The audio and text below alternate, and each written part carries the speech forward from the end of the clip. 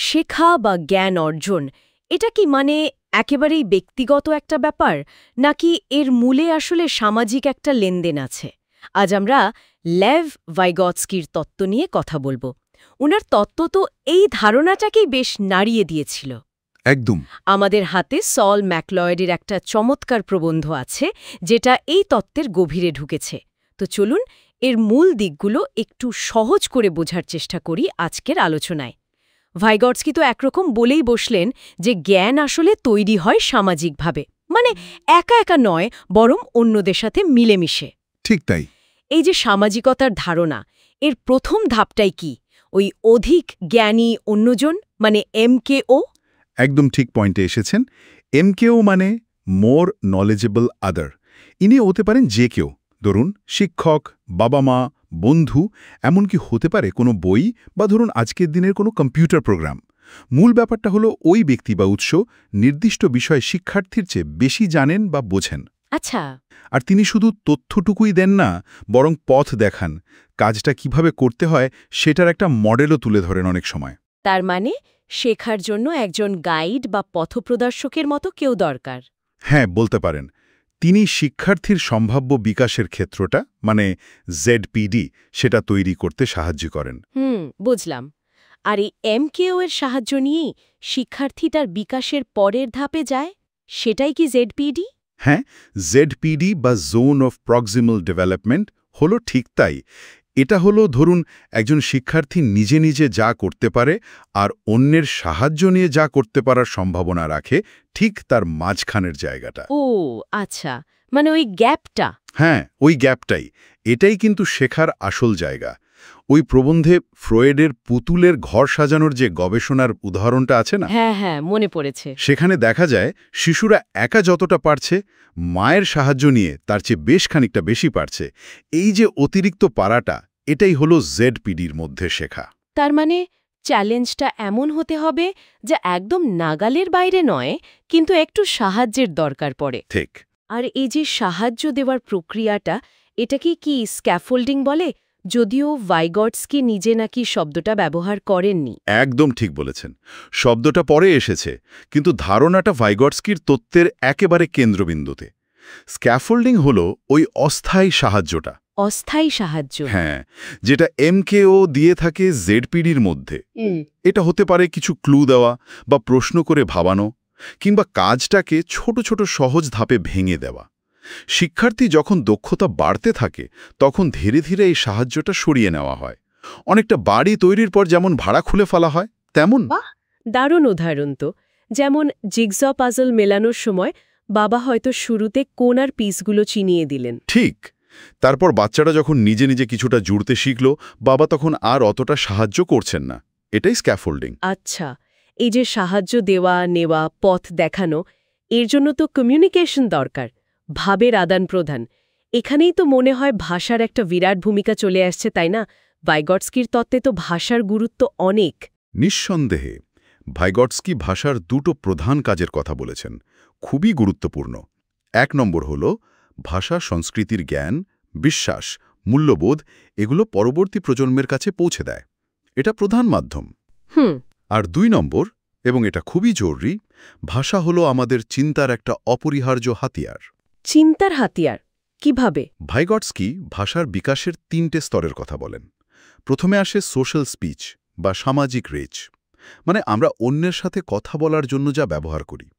এরপর আসে private speech বা ব্যক্তিগত রেচ। এটা ছোট বাচ্চাদের মধ্যে খুব দেখা যায়।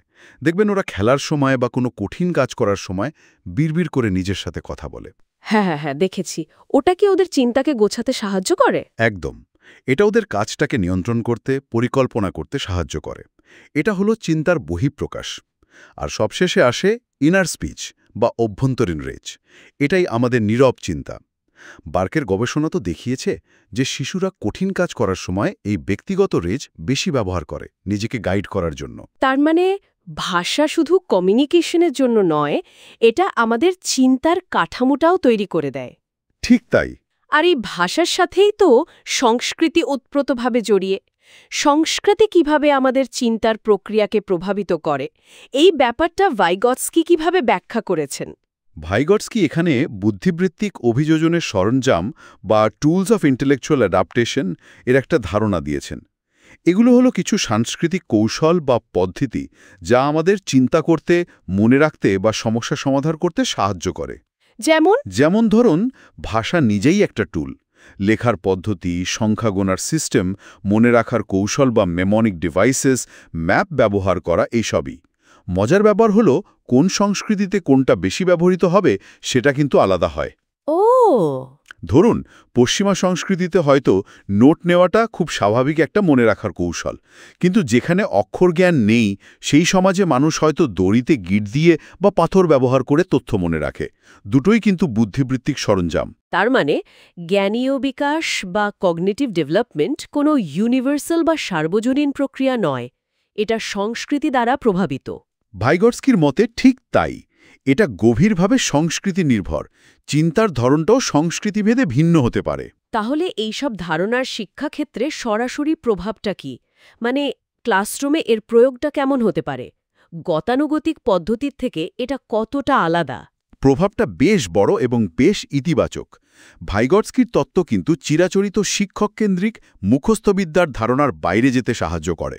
এটা জোর দেয় সহযোগিতামূলক শেখার ওপর, মানে কোল্যাবোরেটিভ লার্নিং, যেখানে ছাত্ররা একসাথে কাজ করে। হ্যাঁ, এখানে জ্ঞানকে এমনভাবে দেখা হয় না যে শিক্ষক শুধু দেবেন আর ছাত্ররা নেবে, বরং ছাত্র শিক্ষক এবং ছাত্রছাত্রীদের মধ্যে পারস্পরিক আলোচনার মাধ্যমে, মিথস্ক্রিয়ার মাধ্যমে জ্ঞান সহনির্মিত হয়, মানে কো-কনস্ট্রাক্টেড হয়। বাহ, সহনির্মিত। শ্রেণীকক্ষে শিক্ষার্থীরা একসাথে কাজ করবে, সমস্যা সমাধান করবে, একে অপরের জন্য এমকেও হিসেবেও কাজ করতে পারে। তারা তাদের জেডপিটির মধ্যে থেকে শিখবে। রেসিপ্রোকাল টিচিং একটা ভালো উদাহরণ, যেখানে ছাত্র আর শিক্ষক পালা করে আলোচনা চালায়। ঠিক। অথবা স্ক্যাফোল্ডিংয়ের কৌশল ব্যবহার করা। এই সবই ভাইগটস্কি তত্ত্ব থেকে প্রেরিত। তাহলে পুরো আলোচনাটা যদি এক জায়গায় আনি, ভাইগটস্কি আমাদের এটাই দেখালেন যে শেখা আসলে একা একা ঘটে না। এটা একটা সামাজিক প্রক্রিয়া, যেখানে এমকেও পথ দেখায়, জেডপিডি শেখার ক্ষেত্রটা তৈরি করে, স্ক্যাফোল্ডিং সেই পথে চলতে সাহায্য করে। আর ভাষা ও সংস্কৃতির যে সরঞ্জামগুলো, সেগুলো আমাদের চিন্তাকে রূপ দেয়, চিন্তার পথ তৈরি করে। জ্ঞান আসলে তৈরি হচ্ছে সামাজিক আদান প্রদানের মধ্যে দিয়েই। একদম। আচ্ছা, আলোচনা শেষ করার আগে একটা প্রশ্ন বা ভাবনার বিষয় রেখে জানি কি? অবশ্যই, বলুন। আজকের এই ডিজিটাল যুগে আমরা বাস করছি। গুগল, ইউটিউব, বিভিন্ন অ্যাপস, এমনকি ধরুন আর্টিফিশিয়াল ইন্টেলিজেন্স বা এআই, এগুলো তো সবসময় আমাদের হাতের কাছে। এখন প্রশ্ন হলো, ভাইগটস্কির তত্ত্ব কি এই যুগে এসে আরও বেশি প্রাসঙ্গিক হয়ে উঠছে? এই যে ডিজিটাল টুলগুলো, এগুলো কি এক নতুন ধরনের এমকেও? ইন্টারেস্টিং প্রশ্ন তো। এগুলো কি প্রতিনিয়ত আমাদের জেডপিডিকে প্রভাবিত করছে বা তাকে নতুন করে আকার দিচ্ছে? এটা কিন্তু আমাদের সবারই একটু ভেবে দেখার মতো বিষয়।